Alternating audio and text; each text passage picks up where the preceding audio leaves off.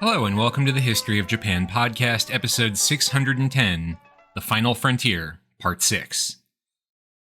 It's not uncommon when we talk about the state of Manchukuo/Manchukuo to talk about it as, essentially, a fake country, and what I mean by that is that the fiction this was an independent state driven by local self-determination, by the desire of its inhabitants for independence, was so utterly, totally, completely, and transparently a lie that Manchuria is often described during the lead-up to World War II as just Japanese-occupied territory.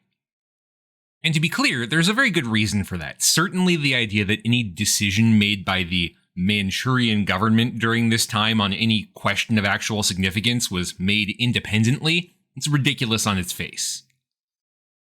Even so, it's worth taking time to look at how this state actually operated, because doing so reveals some very interesting things about the nature of Japanese rule in Manchuria, and especially how that was both similar to and different from other Japanese colonial possessions. Now, from the jump, one of the first things you notice looking at the history of Japanese rule in Manchuria is that Japanese rule looks very different depending on who was being dealt with. As a general rule, Zhang Shuiliang's government had never had terribly strong control over the entirety of Manchuria in the first place, and many local elites, wealthy landlords in villages, big merchants in the cities, local politicians, even military commanders, largely had done things their own way. When they rolled into Manchuria, the leadership of the Guangdong army took advantage of that to offer a simple bargain to the local notables. Work with us, and you'll keep your position. Fight us, and you'll lose it. As you might imagine, most of the privileged and powerful of Manchuria, given those choices, chose to collaborate, and as a general rule, they were rewarded for it. This obviously served the interest of the Guangdong army and others who backed the new order in Manchuria, because it created the appearance of local support for their actions. Indeed, within 1 week of the initial invasion of Manchuria, Japanese-backed public order maintenance committees, led by the most powerful or influential families in a given area, were already being established to maintain law and order. The whole idea was to create good optics for the invasion. Similarly, orders came down from Guangdong army leadership pretty quickly that while the Japanese should establish a new central military government, quote, local governments were to be preserved to administer local affairs, Chinese civil officials below the xian, the county directors, were to remain in their posts or be replaced by other Chinese. Another report, dated about 1 month after the initial invasion, made the rationale very explicit, quote, the Chinese are a people who value face, so should it become outwardly clear that they are subject to Japanese interference or supervision, the authority of the administrators would not be effective. In other words, maintaining the fiction of self-government for the residents of Manchuria, that they were being governed by other Chinese people, was a prerequisite to actually maintaining a functional government at all, at least at the local level. And again, that's not surprising. Every military occupation in history has relied on local collaborators to make it work.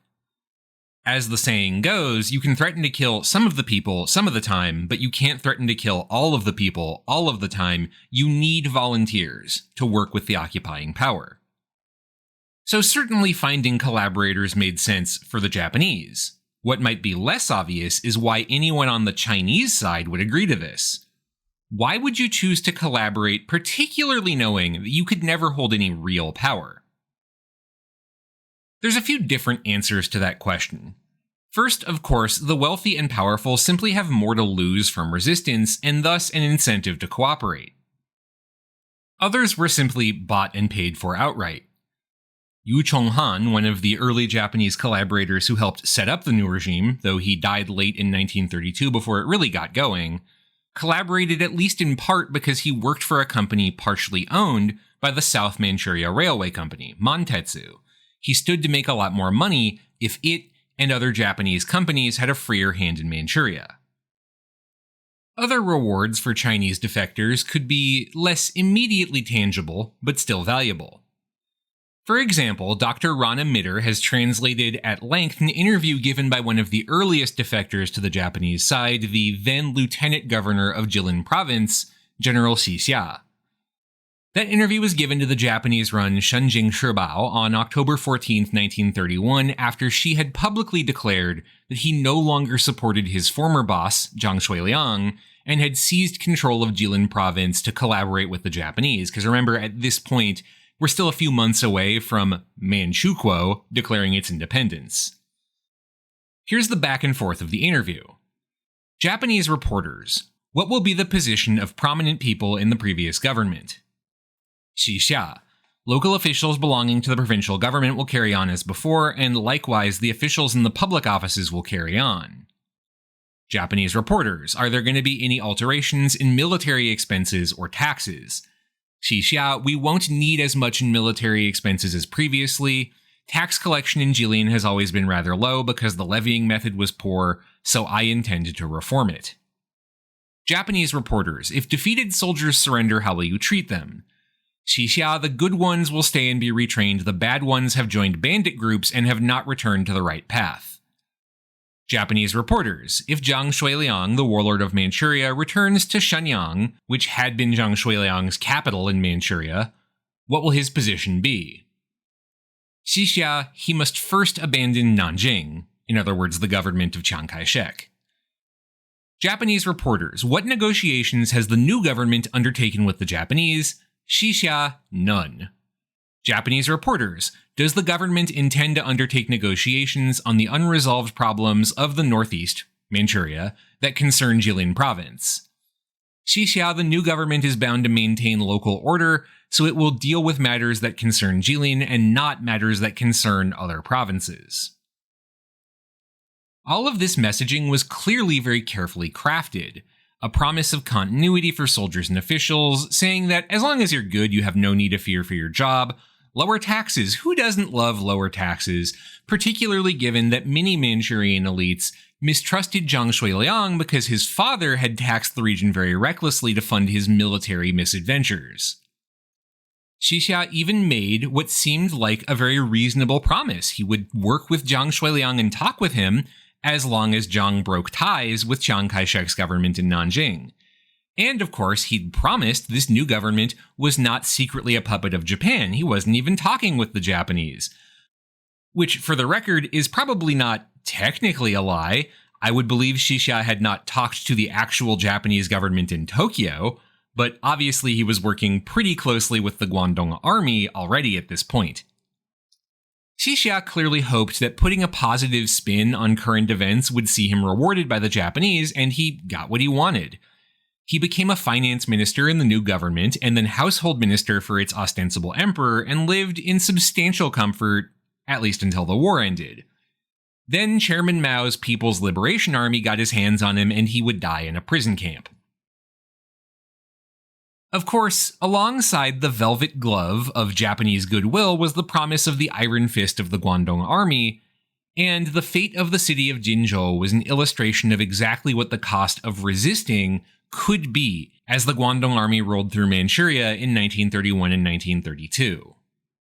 Jinzhou is the southernmost city of Liaoning province, the last major urban center before the Shanhaiguan passes that separate Manchuria from China proper.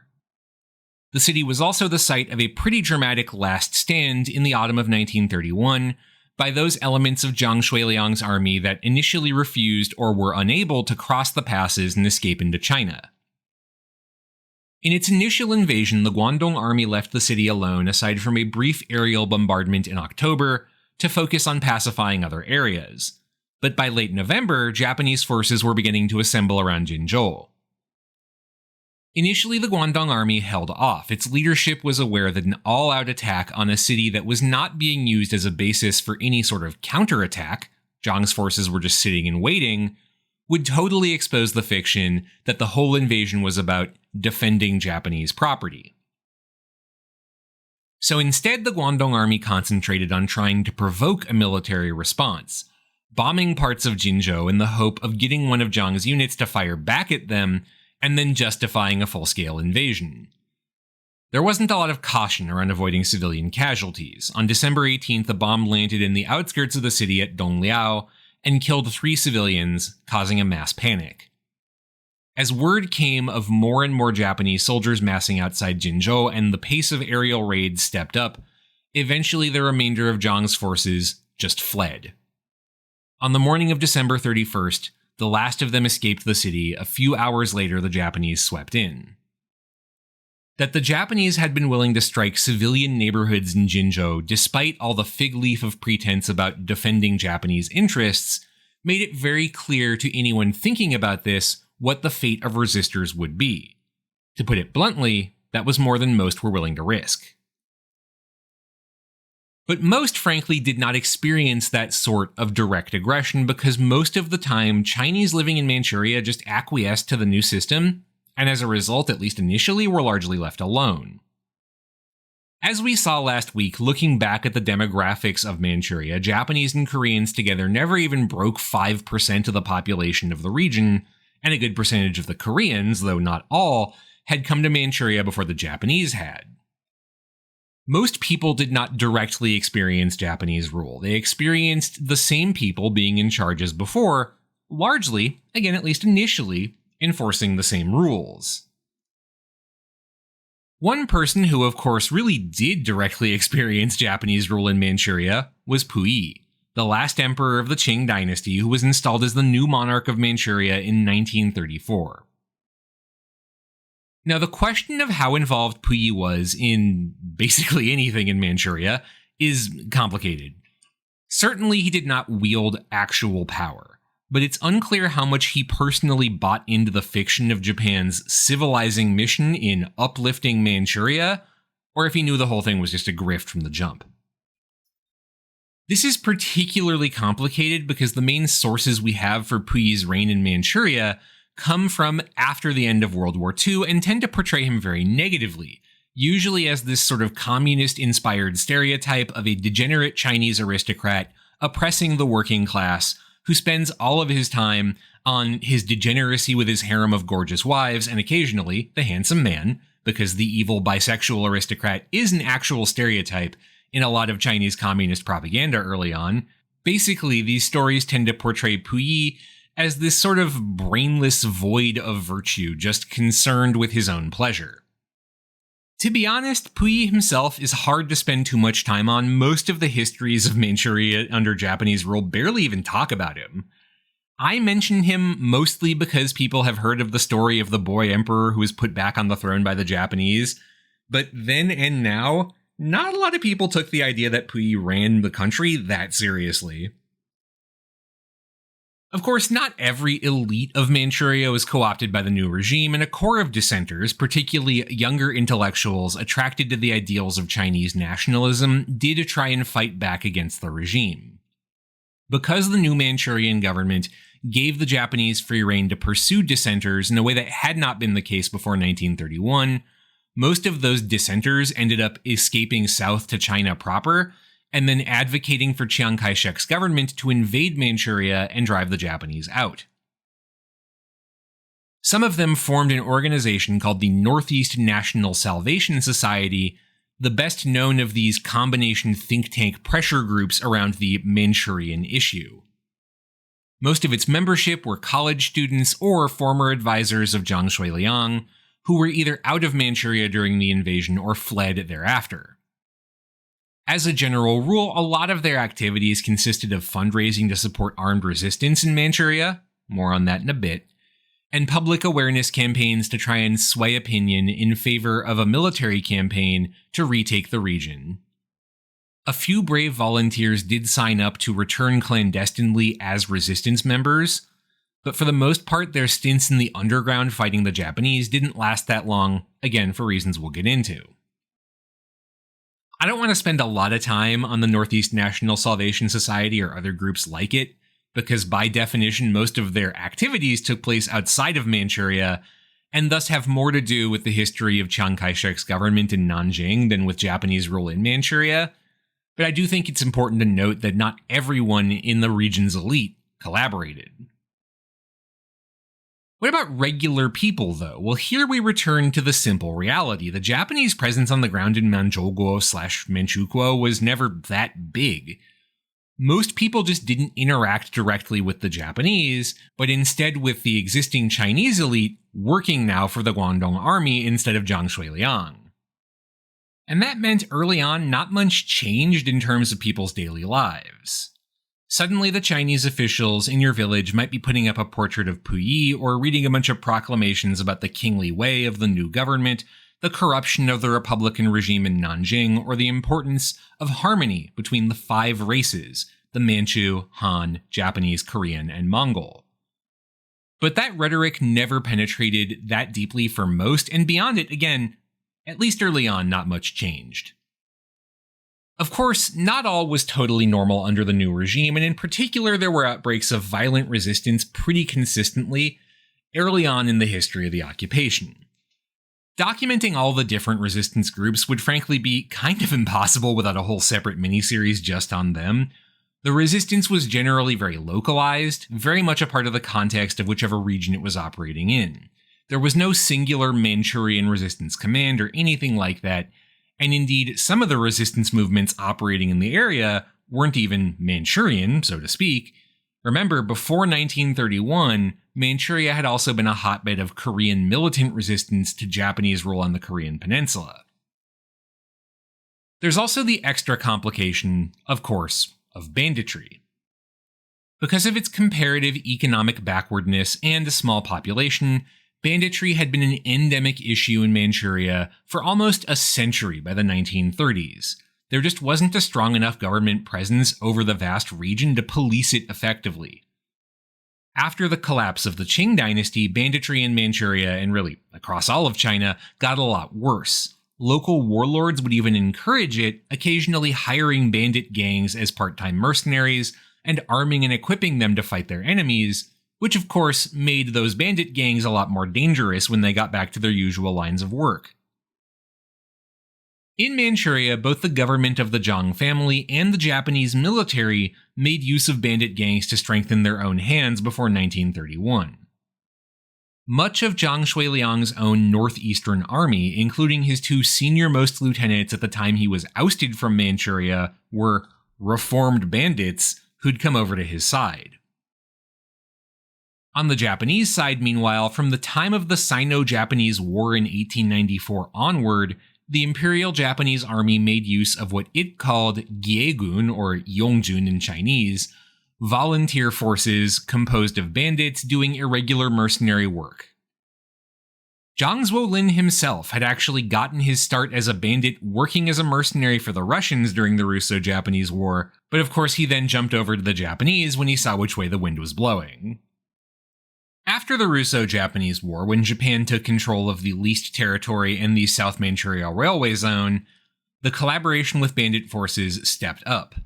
Imperial Japanese army officers were even placed undercover, so to speak, to join bandit groups while pretending to be Chinese, directing those bandits towards pro-Japanese ends.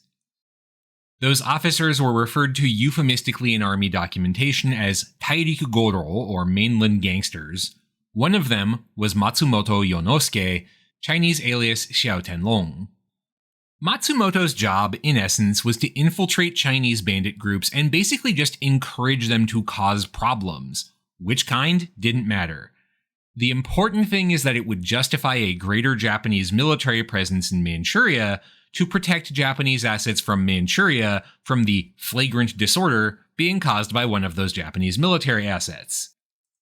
Thus, as one historian put it, he got paid to kidnap people, seduce women, and steal stuff, all with the protection of the Japanese military, since of course at any point, if he was caught, he could just whip out his Japanese passport and enjoy complete immunity from Chinese law because of the extraterritoriality treaties in place that exempted Japanese nationals from Chinese rule.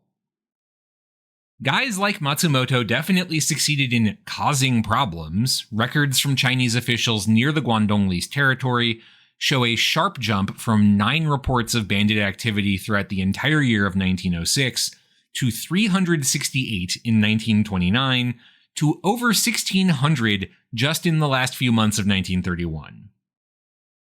A few of the mainland gangster Japanese officers even remained undercover after the invasion of Manchuria, using their connections to recruit Chinese volunteers for the new Manchukuo army.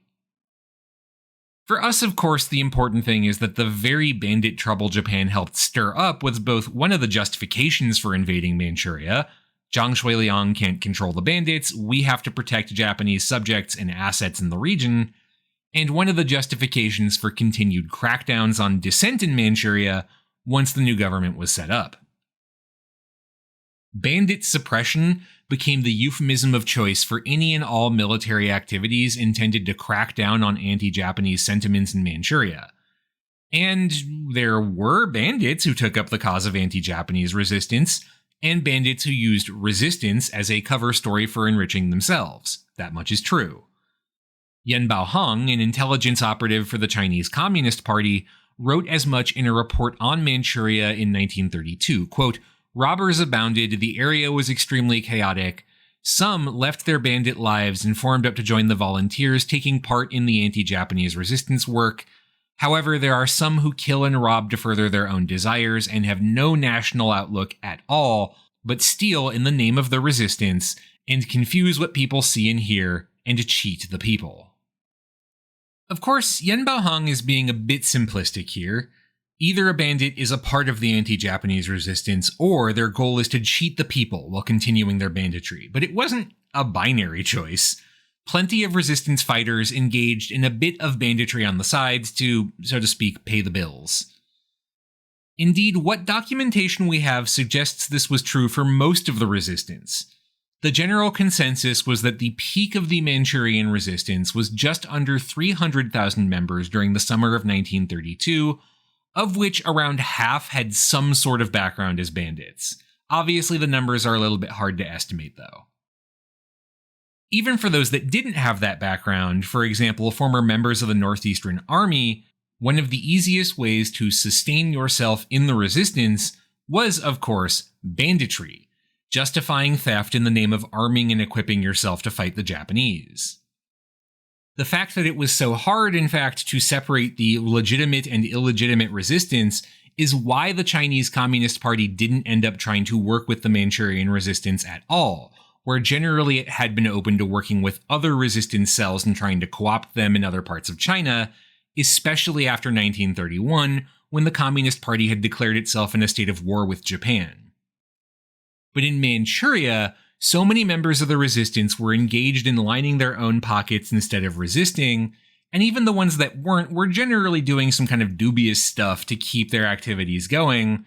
Ultimately, the Communist Party leadership just threw up its hands and decided to call the whole thing a wash in Manchuria specifically.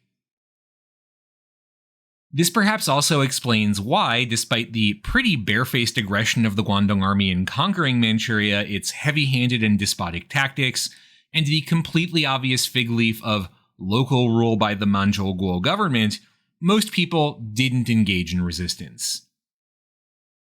Again, the most optimistic assessment for involvement in the resistance was about 300,000 people at its absolute peak, which would be about 1% of the region's overall population. In terms of numbers, that's pretty substantial for sure. Compare to, say, the Maquis in German-occupied France in the 1940s. France had a population of about 42 million people in 1940. There were at most 40,000 people in the Maquis in 1943, up to 100,000 in 1944, so from under a tenth of 1% to just under a quarter of 1%. But there was a key difference here. The Maquis was not composed primarily of bandits. Maquisards were able to supply themselves out of their own communities, rather than, say, looting food and supplies at gunpoint from their French neighbors. And that meant that while their numbers were never that big compared to a place like Manchuria, where banditry was just way more normal, when it became clear the Allies were winning the Second World War, people then did begin to flock to the banner of resistance. You can see that happening in the jump from 1943 to 1944. By comparison, even as it became clear Japan was losing World War II, the resistance in Manchuria never really grew. It actually shrunk pretty substantially after the early years. A lot of those student volunteers, for example, returned to China after a few months, at least if they weren't killed or arrested, because they just were disgusted by the behavior of their comrades in arms.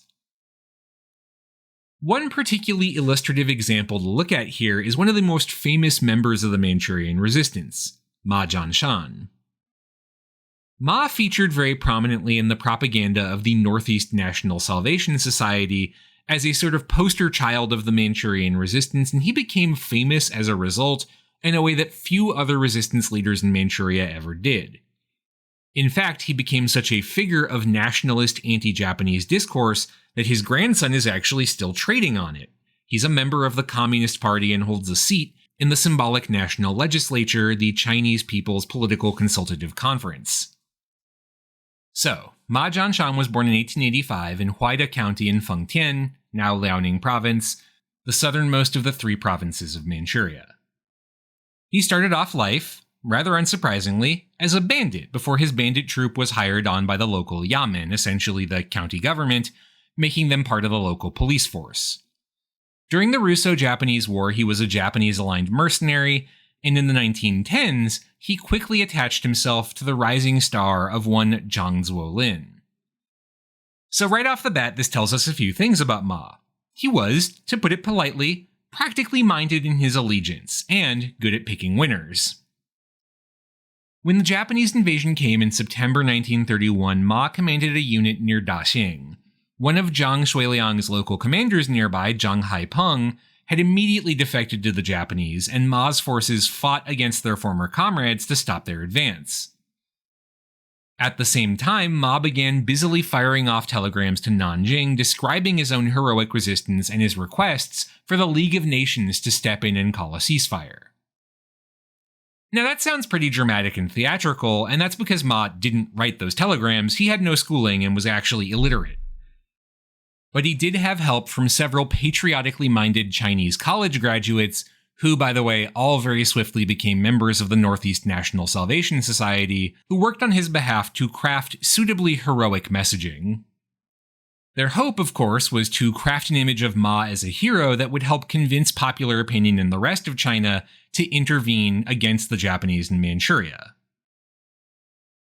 Meanwhile, while Ma was firing off missives promising to, quote, paint Manchuria red with the blood of Japanese troops, unquote, or at least while his advisors were sending those messages, he was negotiating with the Japanese for a ceasefire. The American consul in Harbin, George Hansen, stated he'd heard, quote, Ma gave assurances that Japanese repairing operations to damaged train lines would not be interfered with, unquote, and Ma even tried to go to Daxing, one of the cities on the front line of the fighting early on, to negotiate with the Japanese, only to have his convoy strafed by a Japanese aircraft, because Ma had ordered his men to cease fire and withdraw before the meeting, but the local commander on the ground had ignored that order. For the next 2 months, Ma would keep up a similar pattern. Publicly, he, or his advisors, would issue bold proclamations that he was, quote, unafraid to die, or things like that. Privately, he would be constantly negotiating with the Japanese, withdrawing in the face of their advances, relying on hit-and-run tactics, blowing up bridges or rail lines along his line of retreat. He would not try to stand and fight the Guangdong army, being well aware that he would probably lose. By this point in his career, Ma was a canny military man. He had something around 4 decades of experience by this point, and clearly knew he was outmatched, and there was no mass anti-Japanese movement in Manchuria he could rely on to rise up and potentially save him. Zhang Shuiliang's government had not been that popular among the masses. The Japanese had generally successfully won over local elites to keep things under control, as we've seen. So instead, Ma relied on the appearance of defiance, hoping to keep up support from China proper or even trigger an intervention from the outside world, while at the same time carefully avoiding any sort of pitched battle that he would, again, definitely lose. That this was his strategy was pretty apparent to those following things on the ground. That same American consular official, George Hansen, wrote back to Washington, D.C. that, quote, I have reason to believe the Chinese military leaders in North Manchuria, he's talking about Ma here, have come to the conclusion that by not fighting the Japanese, they lose their influence, so they have decided to resist the Japanese in order to bring about interference of an outside power, possibly Soviet Russia. But Ma's position was untenable. Chiang Kai-shek had made it clear by December 1931 that Ma and the rest of the Manchurian resistance were not going to get much more than supportive words. The government in Nanjing was not going to commit to trying to retake the northeast, when its control over the rest of China was still pretty new and shaky. The Japanese were continuing to advance, and in November, Ma had to retreat from the northern city of Qiqihar after the local leadership had told him to buzz off. They did not, they said, want Ma to bring down the wrath of the Japanese on their city for a lost cause. It probably didn't help Ma's credibility that he also, by this point, was pretty obviously talking out of both sides of his mouth. He'd been threatening Chinese collaborators and Japanese forces pursuing him that a force of 50,000 Russians from the Soviet Union was about to sweep in and join him, but at the same time, openly promising worried Qiqihar officials that there were no Russians in his army because they were worried about Russian armies looting their lands. Ma had met with exactly one Soviet officer in reality, and the USSR had already publicly declared it was not going to get involved. Ultimately, the situation was looking pretty hopeless, and so what came next, by a certain token, was not that surprising. By February 1932, Ma had reached an accommodation with the Japanese. He surrendered in exchange for being allowed to keep his post as a military commander, and his soldiers fell under the command of the new Manchuria government. In his telegram to Nanjing announcing his surrender and defection, he was quite theatrical. Quote, "Since my youth I've been a military man. I have stood for a long time on the field of battle and have given no consideration to the words life or death. Whether death is as weighty as Mount Tai or as light as a goose feather, though, if I urged on my army's loyalty so as to pit them against strong, brutal, effective, and merciless artillery, it would result in a sacrifice for a merely temporary gain, and they would despair more and more of any chance of recovery. Considering this carefully, I have decided to resolve the crisis before us, so that if only some opportunity came up, then we could delay the enemy's advance and preserve our army's current strength." In other words, he claimed that this was all just a feint. It's a ruse to regain his military strength, and Ma did eventually re-betray the Japanese and return to the fight, fleeing ultimately to the Soviet Union, and from there escaping back into China to take up arms once again. However, it's pretty unclear, again owing to Ma's illiteracy, he wasn't keeping a diary or anything, what he was thinking during this time. Had Ma always planned to deceive the Japanese, or had his initial accommodation with them been sincere? Certainly the Japanese leadership in the Guangdong army believed he was sincere in coming over to their side and then made a later choice to defect, largely because he felt he'd not been given enough power or rewards by the Guangdong army. Of course, that assessment might have more to do with reluctance on the part of the Guangdong army leadership to admit that they had been duped by a Chinese bandit. But there were other reasons to believe Ma was convinced to come back around to the resistance and initially supported the idea of working with the Japanese. His own son, who was studying in Shanghai at the time, seems to have believed his father's defection to Japan was legitimate and wrote furiously to his father that, quote, "If your recent surrender to the Japanese is for real, you are not my father, I am not your son." Ma got a lot of letters from China proper, where the Northeast National Salvation Society had turned him into a hero of the resistance. They accused him of being a coward and a traitor to the Chinese nation. It's hard not to imagine that wearing on you after a while. And there were other factors at play here too, noted best by the American reporter Archibald Steele, who in the late spring of 1932 tracked Ma Jianshan down for an interview after he'd once again broken with the Japanese. Steele didn't speak a word of Chinese, and his interpreter's English wasn't great, so the conversation between them was a bit of a mess. But Steele's most insightful point had nothing to do with Ma directly. Quote, "We understood better the strange contradictions in the makeup of this man when we had met and talked with the staff surrounding him. They are young and nationalistic. Unlike their chief, they have little of the old-fashioned military mentality. They disapprove of his opium smoking and don't agree entirely with his methods, yet they worship him as a symbol of leadership and courage. They talk of their devotion to the cause of a strong and united China. Their thinking is often fuzzy, but it is always passionately nationalistic. General Ma is of the old and conservative order, yet there is no doubt he is deeply infected with the patriotic enthusiasm of the new Chinese generation which surrounds him." This fits with a lot of other assessments of the anti-Japanese resistance in the 1930s and 1940s. The most animated nationalists on the Chinese side tended to be the younger and better educated. Today, the Manchurian resistance holds a special place in the historical memory of China. It's the first and longest part of the fight of the, quote, war of resistance against Japanese aggression. Yes, that's actually what it's called in mainland China. Guys like Ma Jianshan became nationalist icons of anti-Japanese resistance, mythologized into heroes. The reality, of course, is a bit more complicated. Anti-Japanese nationalism was clearly in full swing by the early 1930s in China proper. But in Manchuria, that sort of politics remained relatively rare except among the younger generations and especially among the educated and college graduates in particular. Even the staunchest resistance fighters in Manchuria would often accommodate themselves to the Japanese. Take, for example, Su Bingwen, who operated a resistance cell out of Hailar in the far north of Manchuria. Su would never surrender, retreating instead into the Soviet Union to escape the Japanese, but before he did so, he would cut a few deals with the Japanese on his way out. For example, allowing Japanese border police to patrol part of his territory to deal with smuggling. Those decisions would cause some of his own followers to abandon him as a traitor to the Chinese people. The reality, of course, is that the idealism of resistance didn't always match up with the practicalities of fighting a war, and early on the generation gap between those actually leading resistance military units and those propagandizing for the greater cause of nationalist China was pretty substantial.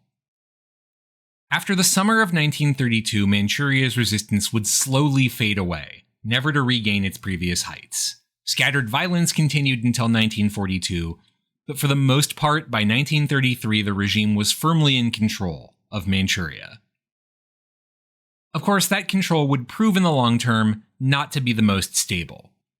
Next week, in our penultimate episode in this series, we'll look at the shaky foundations of Japanese rule in Manchuria and how ultimately they contributed to its collapse almost as quickly as it was established. For now, though, that's all for this week. Thank you very much for listening.